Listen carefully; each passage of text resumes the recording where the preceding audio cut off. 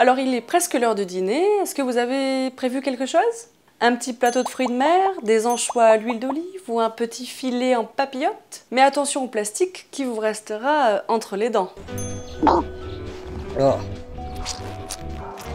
Et oui, depuis trop longtemps, nos océans, et donc les animaux marins, ingurgitent le plastique qu'on y déverse. Que ce soit des bouteilles en plastique, des sacs à usage unique ou tout autre emballage plastique, l'océan est devenu un vrai dépotoir, mais nous, on essaye de le nettoyer à la petite cuillère. C'est mon avis. Vous ne me croyez pas? Près de 9 millions de pailles en plastique sont utilisées chaque jour en France, notamment dans la restauration rapide. Alors en mai dernier, Brisbane a dit bye bye à cette tige inutile qu'on utilise en moyenne 20 minutes, mais qui met 200 ans à se décomposer. Puis Seattle et enfin Paris depuis ce mois de septembre ont pris le pas sur cette bonne idée. Alors depuis le 1er janvier, la France a également acté l'interdiction de la mise sur le marché des cosmétiques contenant des microbilles de plastique. Vous savez, c'est ces microbilles qu'on retrouve dans les gommages, les exfoliants. Mais par contre, il faudra attendre le 1er janvier 2020 pour voir disparaître les cotons-tiges à usage domestique, dont la tige est en plastique. Ok, stop. On parle de paille.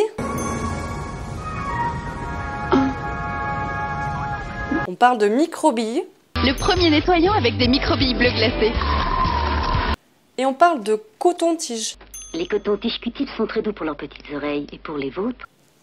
C'est tout? Quelles avancées? Ok, il y a du progrès, mais c'est quand même la politique des petits pas. Et souvent, restent des situations parfois illogiques. Par exemple, moi, petite consommatrice, je me rends dans mon supermarché, je fais l'effort de choisir des produits locaux et bio, mais qui sont emballés dans du plastique. Ou encore quand je vais chez Starbucks, qui supprime ses pailles, certes, bravo, mais continue de servir ses cafés dans des gobelets en plastique. Cet élu qui devient ministre de l'écologie, mais n'hésite pas à faire 200 mètres avec sa voiture entre son ministère et l'Elysée. Et aussi les sacs plastiques qui sont interdits en France, mais pas dans d'autres pays. C'est un déplacement de problème en fait. Bref, le plastique, ça déborde, ça noie.